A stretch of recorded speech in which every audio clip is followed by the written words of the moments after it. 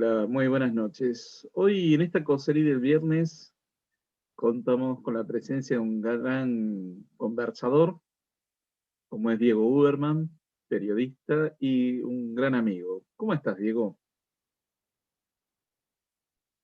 Bueno, bien, muy contento de estar acá compartiendo con vos este espacio, y gracias por la caracterización.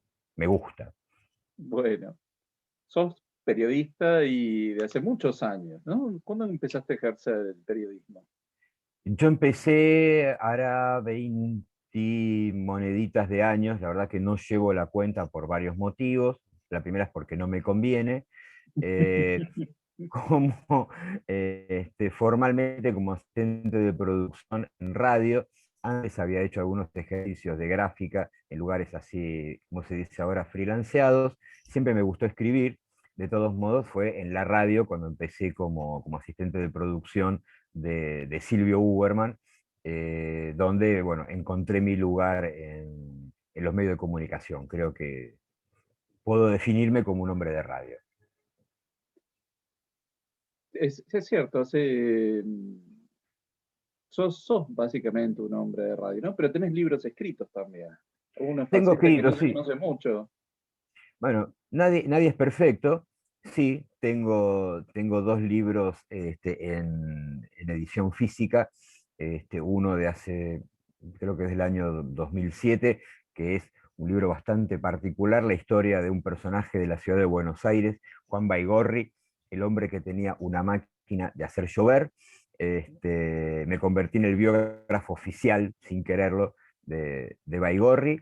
Y después tengo un libro de hace unos 2 años, 3 años ya, que es la historia de Alexandre Grimaud de la Reynière, que fue el primer crítico gastronómico, un francés de la época de la Revolución Francesa, personaje muy divertido, muy interesante, más allá de digamos, el cambio que le introdujo a la gastronomía. Después tengo un librito en electrónico que anda dando vueltas por ahí por Amazon, a propósito de los escritores suicidas. Mm. A los escritores les gusta mucho el plomo en general. este, y ahora, bueno, estoy intentando terminar, si la situación me lo permite, un librito sobre la historia de los judíos en China. Qué O sea que interesante eso. Sí, vos estuviste en camino, China hace unos años, ¿no? estuve en China hace un par de años, hará 4 años, estuve un mes viajando por algunas ciudades, conocí 6 ciudades y algunas ex colonias, conocí Hong Kong, conocí esta ex colonia portuguesa que se llama Macao, Sí, que es una suerte de Las Vegas chino, sí, así lo y defino yo siempre, sí, Las Vegas de Asia claro, Oriental, sí, sí. sí, sí, En Hong espectacular. Kong se trabaja y en Macao se disfruta. Claro. Macao es impresionante porque está todo lo que en la China continental es pecado mortal, ¿no? Está todo ahí. Pero una realidad muy interesante. Y bueno, a mí, fiel a mi estilo de caminador de senderos oscuros y de los bordes, lo que me interesó fue la relación de China con el pueblo judío en general. Y bueno, me encontré con una historia muy rara, muy sorprendente, muy grata, Ujú. una historia de mucha solidaridad por parte Bien, de interesante. China. Sí, sí, una cosa rarísima, que se vino desarrollando por etapas desde la época de Marco Polo y tuvo su pico máximo durante el Holocausto, Claro. con eje en la ciudad de Shanghái. Nosotros los chinos decimos Shanghai, ustedes los occidentales dicen Shanghái.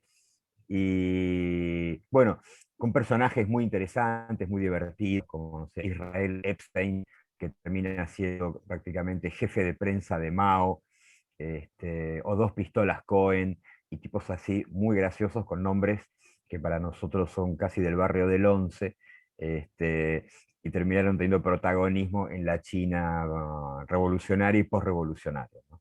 Sí, bueno, Interesante. estamos con eso. Sí. Cada uno se divierte como quiere, López Gótico. Usted sabe cómo es esto. Pero bueno, mientras tanto tenés que vivir del periodismo, ¿no? Sí. ¿Y cómo ves al periodismo y los medios en general? Y después hablamos de Argentina en particular, ¿no? Pero primero en general en el mundo, ¿cómo ves a los medios y el ejercicio del periodismo? Yo creo que por lo menos en la Argentina hubo dos grandes puntos de inflexión. Uno político y uno, si querés, técnico. El político tuvo que ver con la década del 90 y esa ley que permitió que un medio pudiera ser dueño de otra clase de medios, que una radio que tuviera un diario y un canal de televisión, y esa clase de desregulación Sí, que cambió dramáticamente el escenario porque aparecieron las famosas coproducciones, o sea, periodistas que por las suyas tienen que buscar la manera de alquilar un espacio en un medio y luego conseguir los auspicios o la publicidad para pagar ese alquiler y el excedente convertirse en su salario, algo que no sí, existía antes y que quedó instalado. Son muy pocos los medios que hoy por hoy contratan periodistas, y después uno técnico que vino de la mano de la tecnología, ¿no? Que fue un poquito posterior. En esa época se empezaba a hablar de lo que se llamaba la convergencia, que era la manera en la cual los diferentes tipos de medios de comunicación convergían en una única manera de generar el relato periodístico, ¿no? Entonces, ujú, las primeras páginas web en donde lo visual, lo audiovisual y lo escrito se reunían, y entonces un diario ah, empezaba a discutir sobre la conveniencia o no de tener una página web.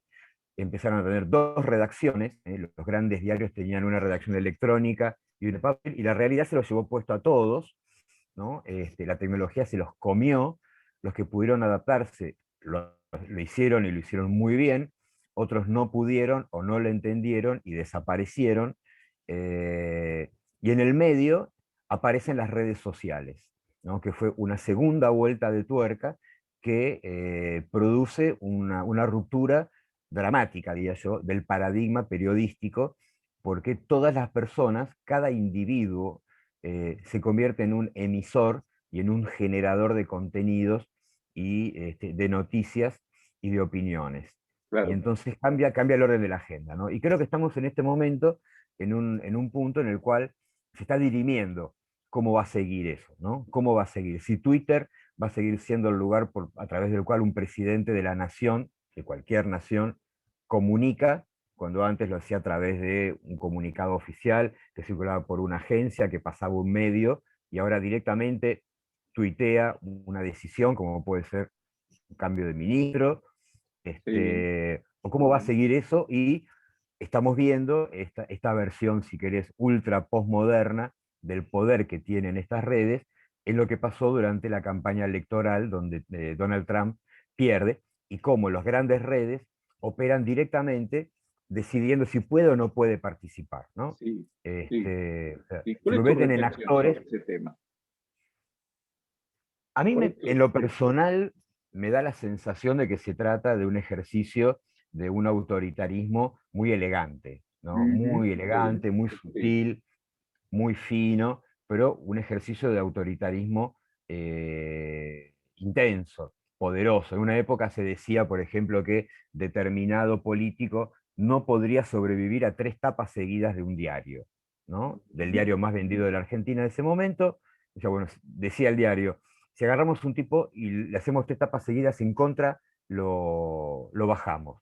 Bueno, eso no existe más, claro, porque el diario de papel mismo no existe más. Nadie claro. lee tapas de diario. Ahora, que el dueño de una red social decida que determinado dirigente no va a tener acceso Claro, no a ese existe más. sistema, claro, me parece una cosa bastante delirante, me parece una versión muy moderna de la quema de libros, Sí, o del encarcelamiento directamente, ¿no? Es decir, bueno, este es opositor, como vemos en muchos países, bueno, lo vamos a detener, vamos a sustraerlo de la realidad para que su mensaje no llegue. Yo lo veo así, entiendo que de todos modos estamos en la mitad de ese viaje, ¿no? mm, Todavía creo que perdimos de vista la orilla de la cual partimos y todavía no vemos la orilla a la cual vamos a llegar. Y mientras tanto pasan estas que no cosas, ¿no? sabemos a dónde vamos a llegar. No, no, no sabemos. No sabemos, es la gran Colón, ¿no? La gran metáfora podría ser Sí, Colón en un viaje donde vos sabés que vas a llegar a algún lado, ¿no? Tenés la claro, certeza de que vas a llegar a algún lugar, sí. pero no sabés en cuánto tiempo, no sabes qué te vas a encontrar, y no sabes qué va a pasar en el medio, ¿no? Y bueno, y mientras tanto la nave va, y aparecen cosas como las pandemias. Es un viaje muy interesante el del siglo XXI, ¿no? Creo que, y los medios de comunicación son los grandes, digamos, documentalistas de este fenómeno, porque como siempre se dice, el periodismo es la primera versión de la historia, Sí. ¿no? Así Pero que, bueno, vamos a ver. hasta dónde los grandes medios, eh, o podríamos decir, canalizan la información y hasta dónde una enorme cantidad de personas que hacen uso de las redes también van canalizando la información? Porque esto que vos decías, ¿no? Hay gente que se pone a informar y eso, y muchos se denominan periodistas. Después te voy a pedir, ¿no? Que hablemos de ese fenómeno de algún Instagramer o YouTuber que por googlear cree que investiga y se proclama periodista, ¿no?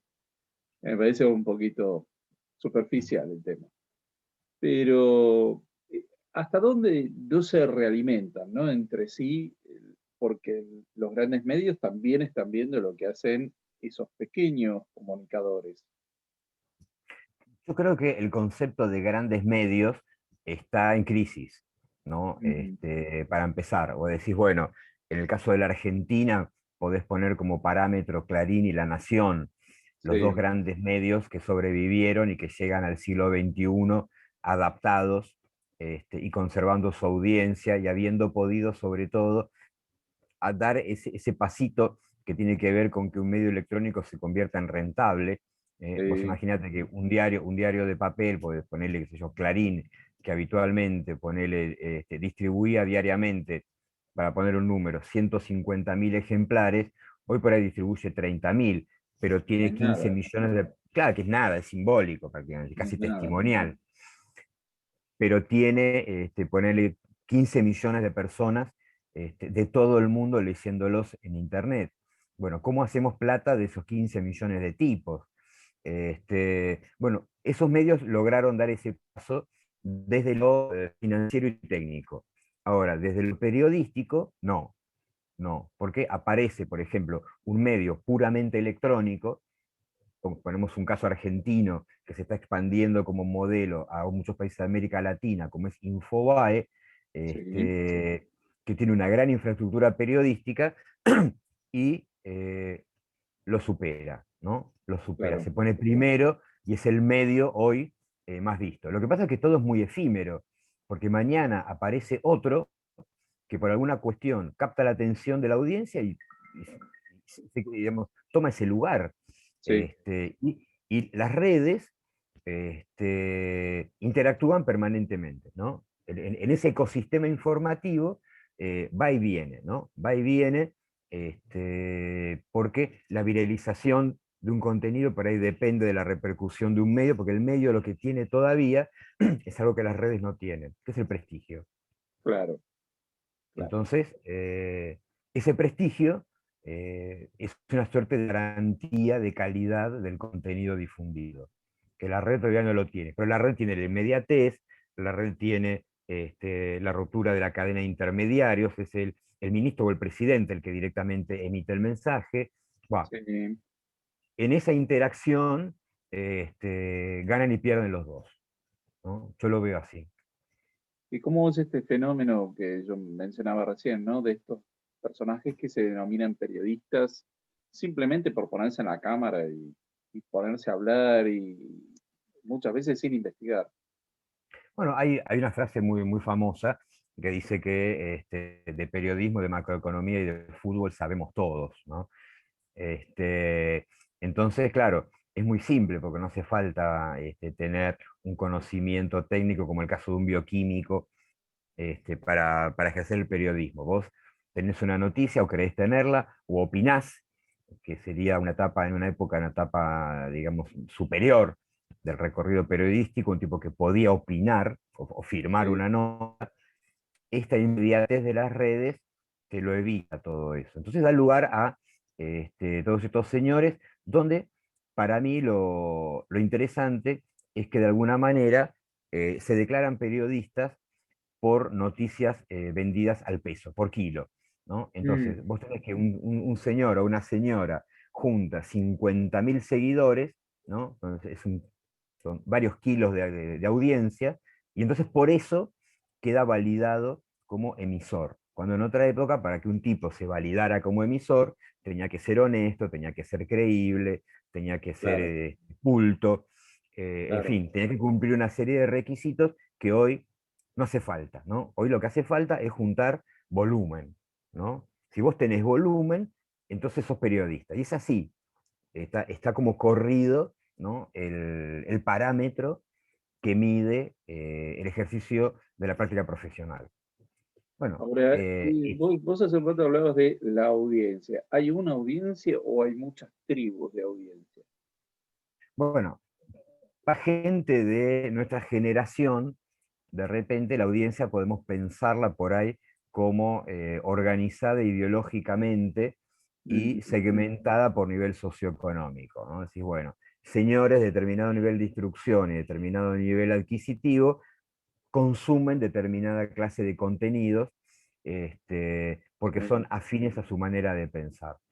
Eh, con la gente más joven, digamos, los tipos de hasta 25 años, yo haría el corte, entiendo que no, que está completamente atomizado el concepto de audiencia, y entonces un tipo de 20, 20 y pico de años por ahí consume desde un medio ideológico, ponele kirchnerista, de discurso de género, y desde otro medio por ahí consume discurso sobre ambientalismo o sobre minería, y desde otro medio por ahí consume política o sigue a un político en muchas expresiones de distintos partidos aparecen estos personajes, ¿no? En la izquierda, en la derecha, en el medio, en los Sí, liberales, en los trotskistas, en todos, sí. aparece el star de las redes, pero tienen el mismo problema, ¿no? Por ahí juntan volumen, te meten 100.000, 120.000 seguidores, que es la tirada de los dos diarios más importantes juntos, pero lo que no tienen es prestigio. Claro. Entonces, al no tener prestigio, no tienen peso político, no impactan, no son capaces de marcar la agenda todavía. Bueno, hay varios que tienen aspiraciones políticas de estos personajes. Sí, claro, bueno, es que es digamos, el gran, digamos, el Es, gran riesgo de las democracias occidentales, ¿no? Estos sí, señores, es un poco retomar la idea del siglo XIX que el político necesitaba tener un diario propio que lo respaldara en su carrera. A ver, La Nación es el diario de Bartolomé Mitre. claro, No hay mucho claro, para abundar sobre el tema. claro.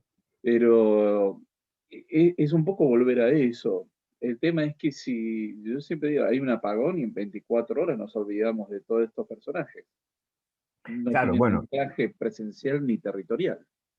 no. El caso de Bartolomé Mitre crea un diario, pero cuando lo crea, lo mismo pasó con Clarín, por ejemplo, o con el primer Página 12, se Mm, cree, o La Prensa, o La Razón, o El Mundo, que no existe más, se crean con un concepto ideológico y sobre todo sí, con una construcción discursiva muy coherente. Ellos dicen, bueno, te vamos a contar la realidad, nuestro relato de la realidad y nuestro relato político, lo que queremos, va por este lado, ¿no? Bueno, en caso de estos personajes no, ¿no? Están un poco en una especie de nebulosa ideológica, donde abajo de lo que dicen no hay nada, ¿no? No hay lectura, no hay un soporte ideológico concreto, no son herederos de Marx o del liberalismo o del fascismo, no, son señores que construyen una idea y salen a comunicarles, se ponen más o menos afines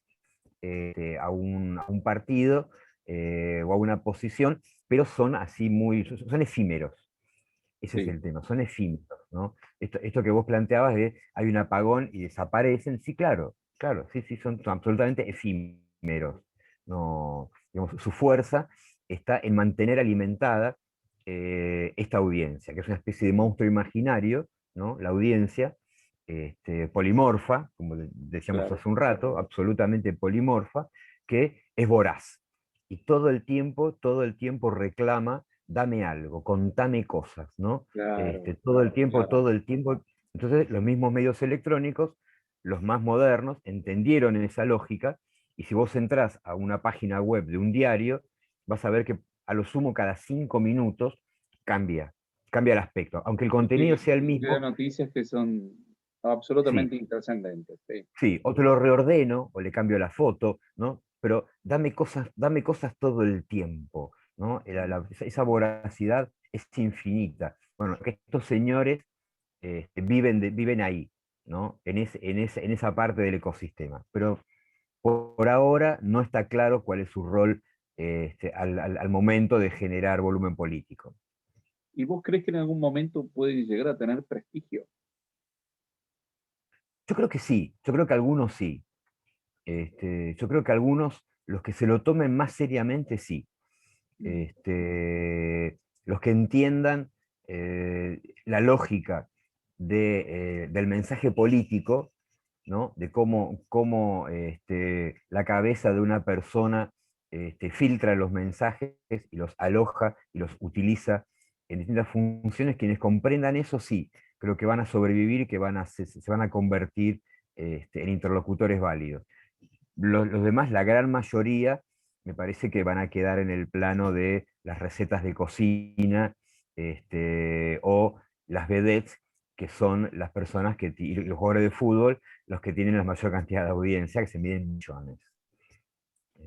¿Eh? Yo siempre me acuerdo de algo que decía Silvio, ¿no? Silvio Uberman, que era que él contaba que en los canales de televisión se apuntaba a una audiencia con un pensamiento en torno a los 12 años, ¿no? Ese era un poco el mensaje. Y de hecho, yo hace años que no miro televisión de aire, decidí ser una persona sana y dejé de mirar televisión de aire. Y de hecho, cada vez que, a ver, a veces veo algún programa y me parece muy infantil, ¿no? Esa lógica maniquea y siempre buscando el espectáculo y el ruido y el grito. ¿Se traslada esto a las redes?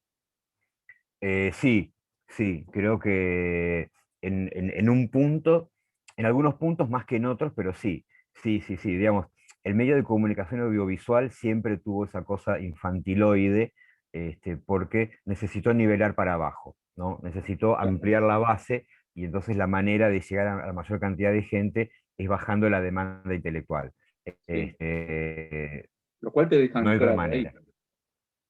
Sí, sí, sí, sí, quedás tarado y listo.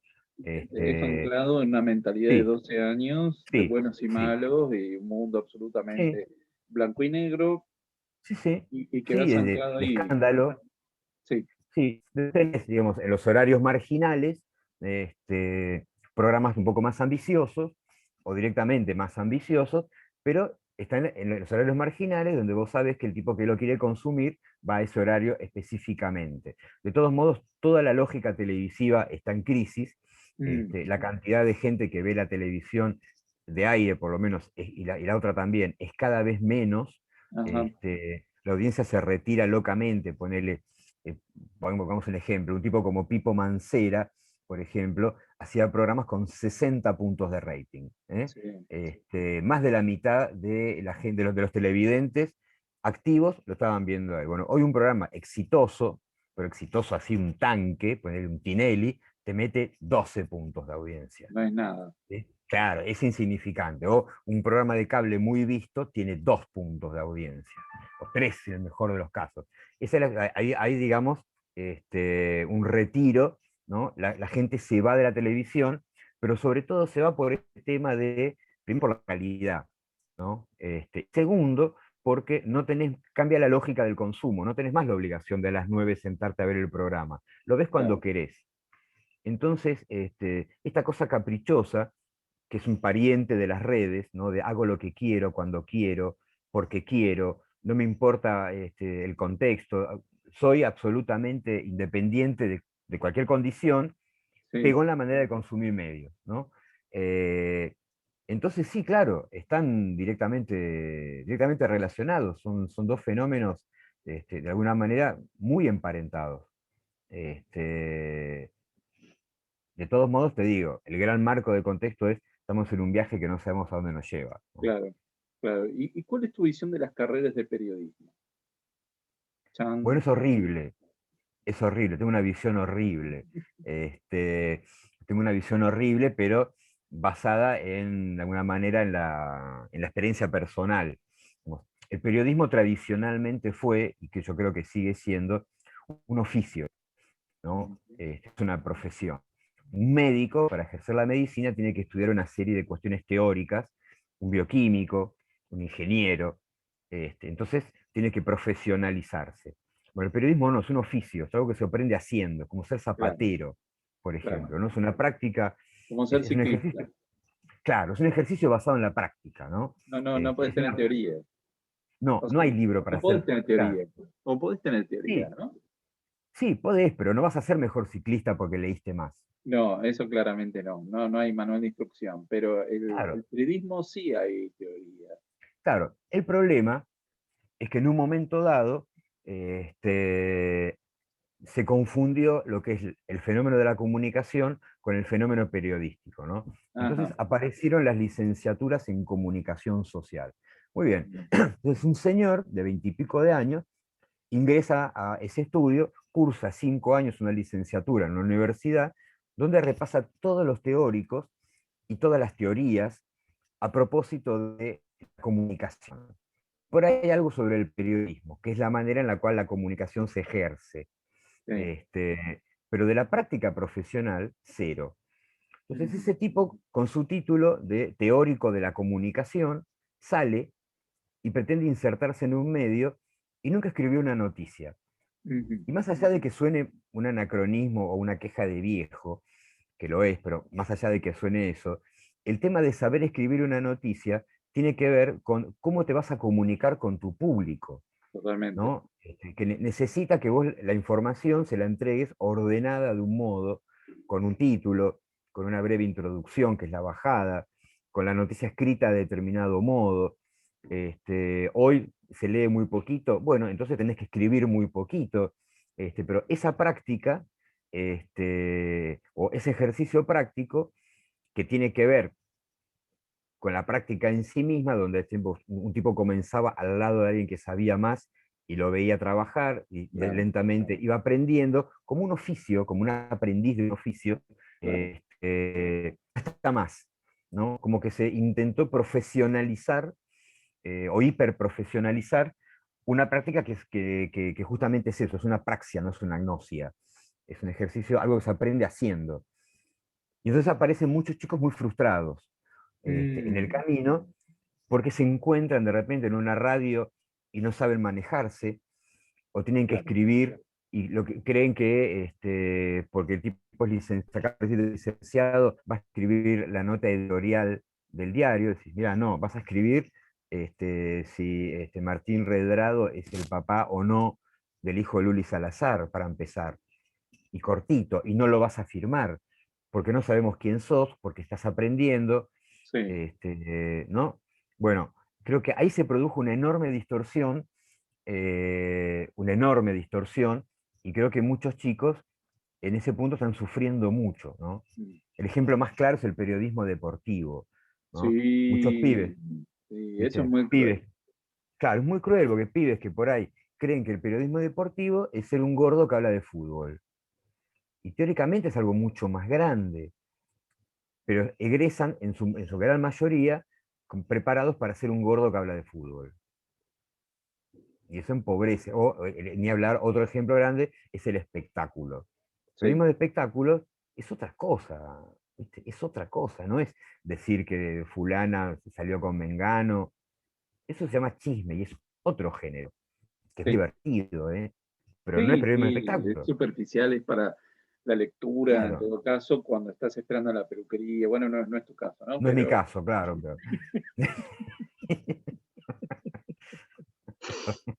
am- bueno, ahora es con turno, así que tampoco podés leer mucho.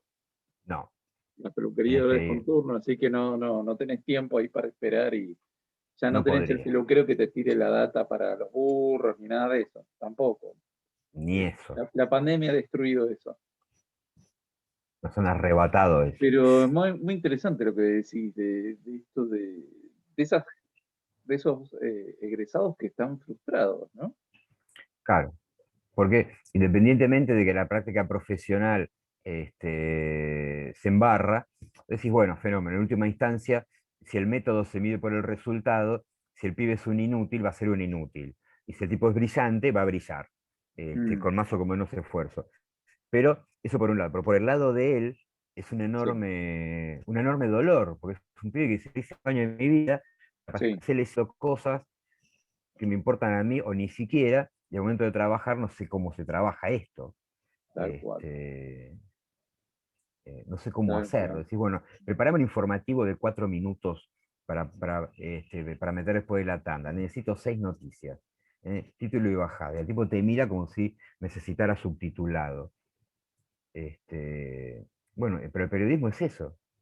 Es eso, si querés, el arte de transmitir cosas, de informar, de contar cosas. Ahora, Este, los medios están teniendo una clara mutación en esto que hablábamos de Trump antes, ¿no? De directamente silenciarlo. ¿Hay temas que se silencian o hay tendencias que vos ves que también están apuntando hacia algún tipo de autoritarismo?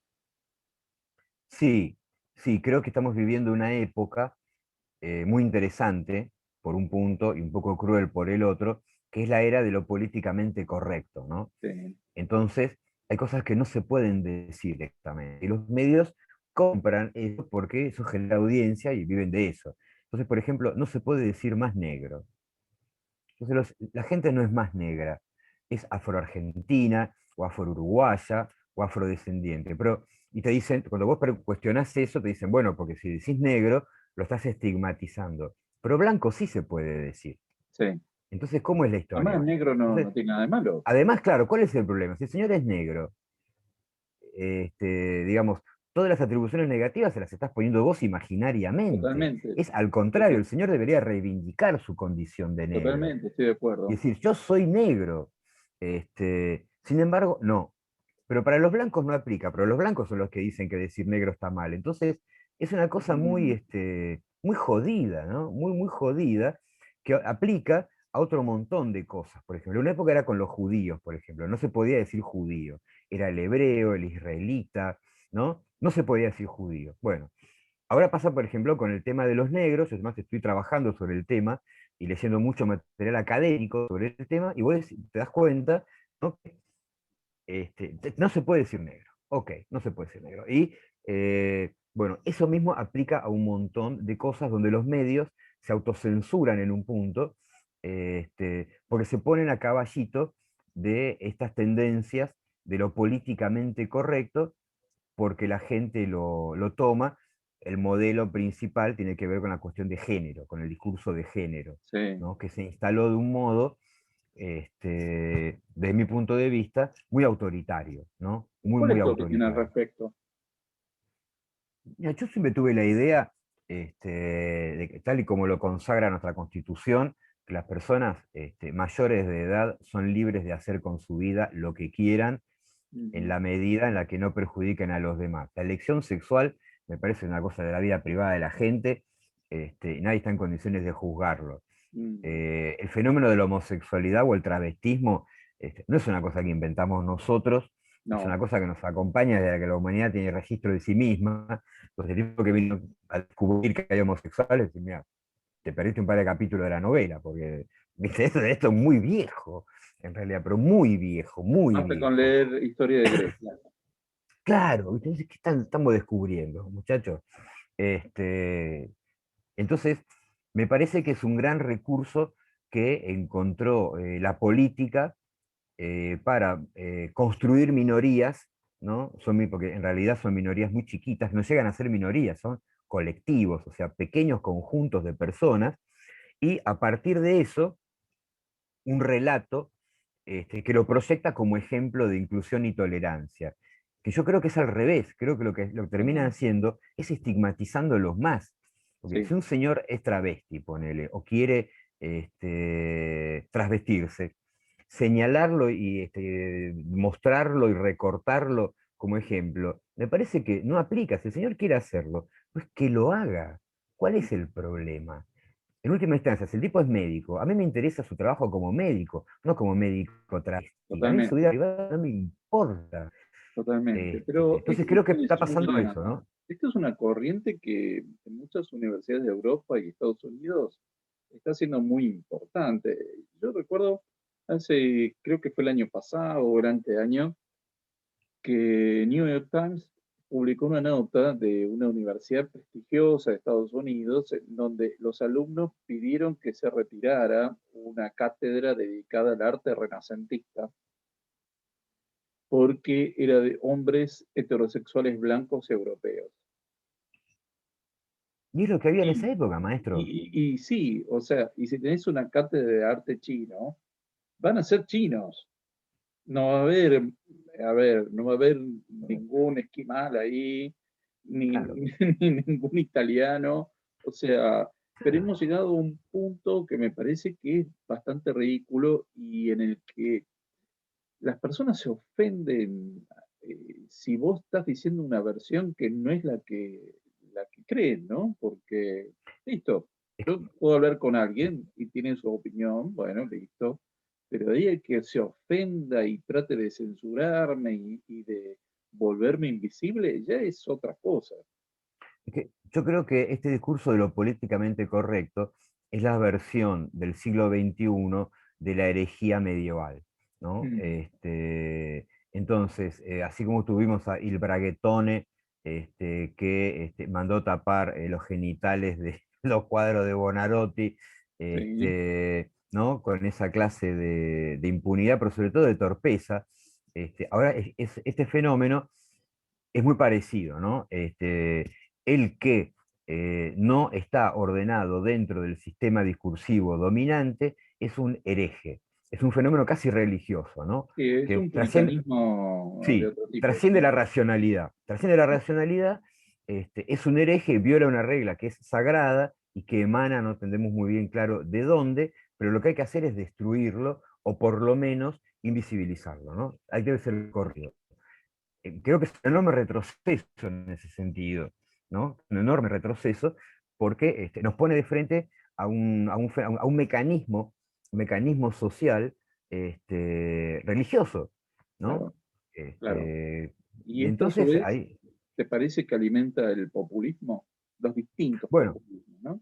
bueno, yo creo que uno de los grandes méritos políticos de estas construcciones, estas construcciones discursivas, son las de encontrar un nuevo eje populista para este siglo, ¿no? En otra época, ponele, los ejes populistas tenían que ver con las reivindicaciones sociales o gremiales, o con las mujeres, o con, bueno, siempre hubo, digamos, o con los nacionalismos, ¿no? Claro, Siempre había alguna clase de gran reivindicación que los unía a todos y permitía sobre esa idea común avanzar sobre las libertades, ¿no?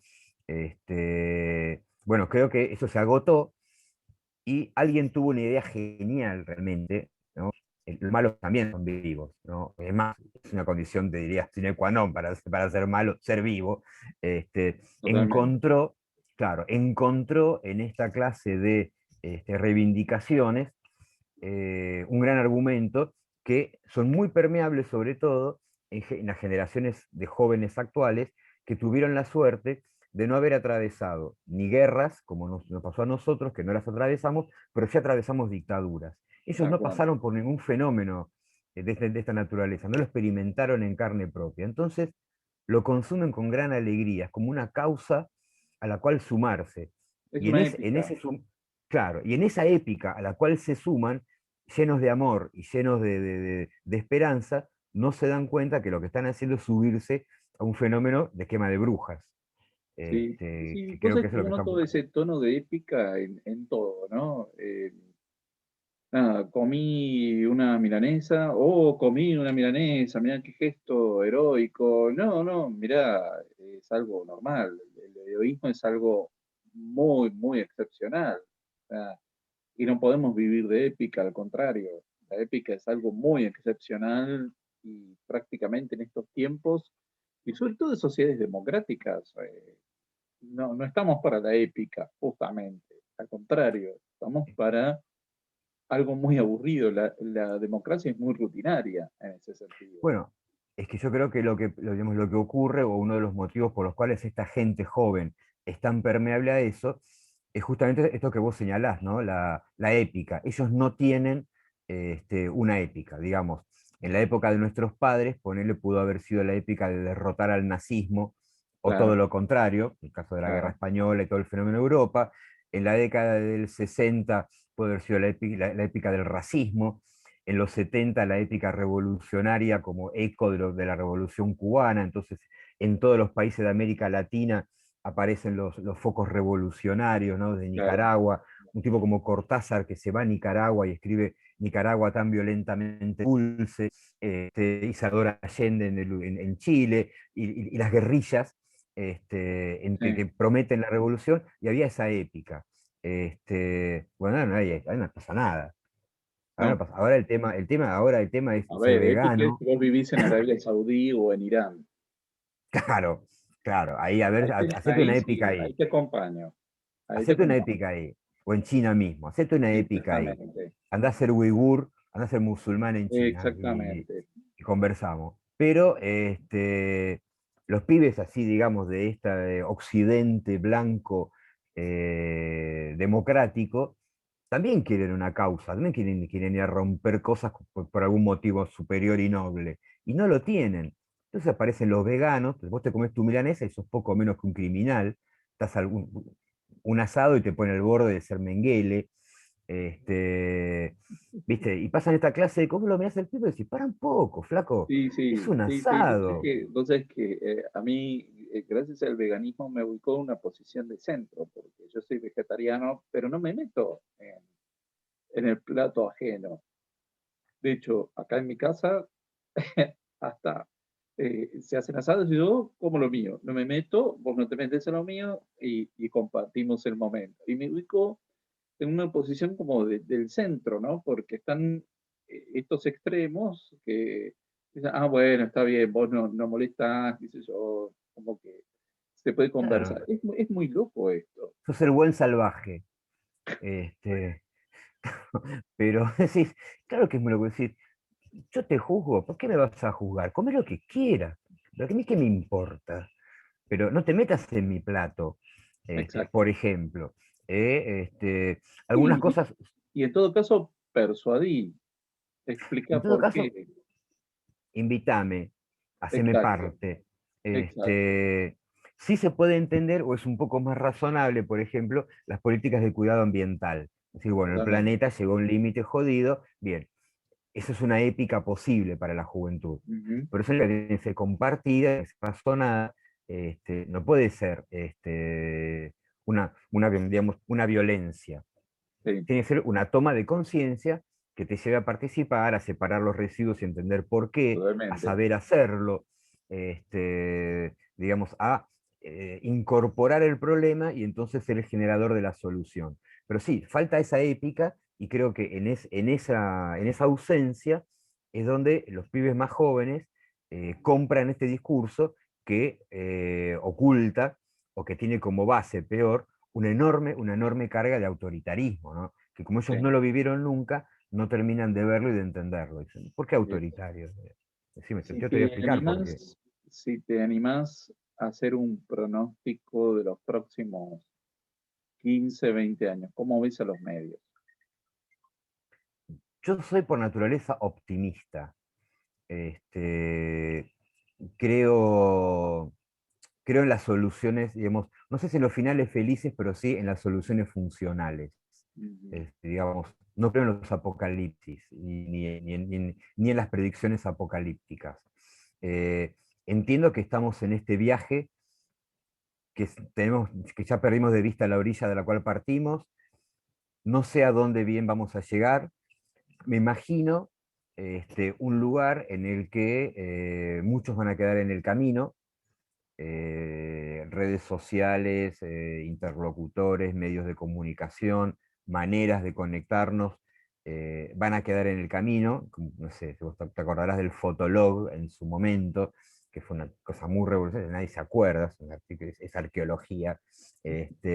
Bueno, creo que muchos van a probar de esa torta, o Yahoo, ¿no? Y creo que con esa lógica que es un poco, si querés, brusca, porque los medios se fagocitan a sí mismos, son caníbales, Sí, Pero independientemente de eso, creo que vamos hacia un nuevo ordenamiento del periodismo como práctica. Creo que en un momento dado va a ser crisis, va a terminar de explotar, si querés, esta historia de que una vedette tiene 2 millones de seguidores y un presidente tiene 15.000, de los cuales la mitad son comprados, Sí, y, eh, y a partir de esa crisis va a surgir un nuevo modelo de periodismo hipertecnológico, desde luego, hipertecnológico, con lógicas funcionales y procedimentales nuevos. La gente se informa mucho ahora por lo visual, la sí. foto tiene un enorme poder. A la radio le pasa algo muy parecido con esto que es el podcast, pero también está todavía en una fase de experimento, porque en cualquier momento también desaparece, con la misma facilidad con la que apareció. Bueno, creo que vamos hacia eso, ¿no? Vamos hacia una nueva organización de la práctica periodística. Sí, eso creo, en 5 años, Bueno, la más o verdad, menos. como siempre, un enorme placer conversar con vos, Diego. A mí también. Un gran honor que participes de esta cosería del viernes, este espacio de conversación, que creo que es un arte que se ha venido perdiendo. Sí, claro, claro. Porque esto también es Queda, ejercicio, no hay un manual de conversación. Se conversa exacto, y se fluye. conversa. Y nosotros siempre charlamos mucho, así que para mí es un gran placer escucharte y verte, además, por acá. Totalmente. Para mí es un gusto muy grande compartir con vos. Sabés el enorme respeto que tengo por vos como persona, como profesional y como intelectual, así que es un gusto muy grande y una gran alegría. Bueno, Realmente la pasé muy bien. te mando un gran abrazo. Muchísimas gracias. Gracias a vos, que pases muy bien.